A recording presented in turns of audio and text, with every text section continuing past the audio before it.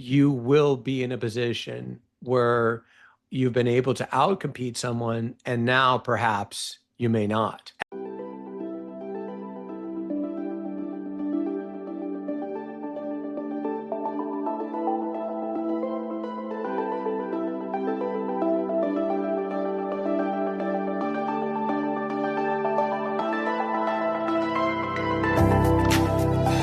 Or the computer. Okay. Again, welcome everyone. My name is Chris Yonker. I'm a family business advisor located here in New England. I know we're doing this globally, and I'm excited to have this topic today on artificial intelligence, or AI. AI is not something that's new, but it is new. I really felt appropriate to have Jack Potvin here with me.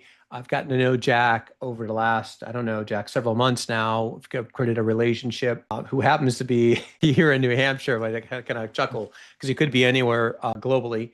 And so, Jack, when you introduce yourself, and perhaps just for a minute or so, give a little bit about your background and your relationship to our topic today, so folks can kind of get a feel on who you are and what your background is. Yeah, absolutely. Thanks, Chris, and great to be here. My background is in building AI products. So for the last 4 or 5 years, particularly before ChatGPT released, I worked for a startup actually based here in New Hampshire that was building the world's first computer vision model for sports. And so basically what that meant is you can set a phone up on a tripod, it can watch sports games, and then it can tell you what happened in that game using AI. And so, points, rebounds, assists, it can create highlight tapes for every player. So, that was the technology that I started with in AI. And that company is, raised over $10 million and is doing well.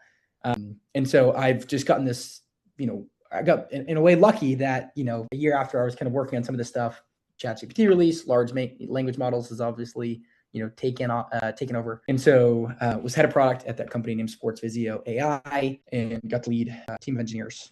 That's my background there. And I'm now doing a lot of work with independent, particularly American family businesses, trying to help them adopt this incredible technology. And particularly for teams that may not be, super technical, I'm just such a believer that this is a huge opportunity for independent businesses to compete, to, accelerate what they do, to empower their teams in ways that they previously couldn't before, they weren't able to do before. And a lot of folks are threatened and are afraid. In my opinion, this is a generational opportunity for independent businesses to thrive, to succeed.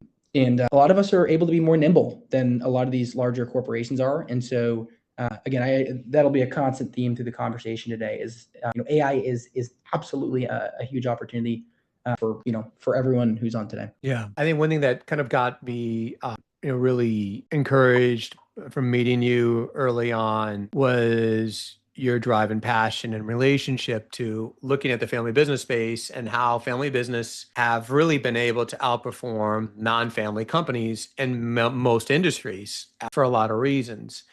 It was part of my driver to work with this industry, or industries of family businesses, coming from a corporate America, because corporate America was all about P&L and meeting quarterly earnings and doing whatever is necessary to optimize for quarterly earnings. And people were secondary or third on the list in decision making. And with family businesses, you take the core values of that family system and embed them, and then now you lay over the top of business and then operate it accordingly.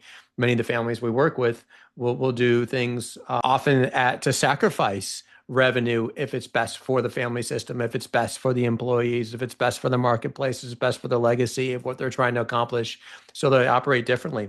But what's happened is a lot of companies that we might compete against, Fortune 500 companies, larger organizations, they do have capital, and they're leveraging that capital, and they're investing at great lengths with firms and consulting houses to embed and leverage AI into their systems. And so one of the concerns that you had that I'll echo is that, well, if family firms are not, mindfully, tactically, strategically thinking about AI and how to leverage AI inside their family and in their family office, and also in their family business, however you might be set up, then potentially you will be in a position where you've been able to outcompete someone, and now perhaps you may not. And so the playing field may not be created equal unless we provide, the same level of intel and education to these. And that's part of the reason that you're here and why we're here today.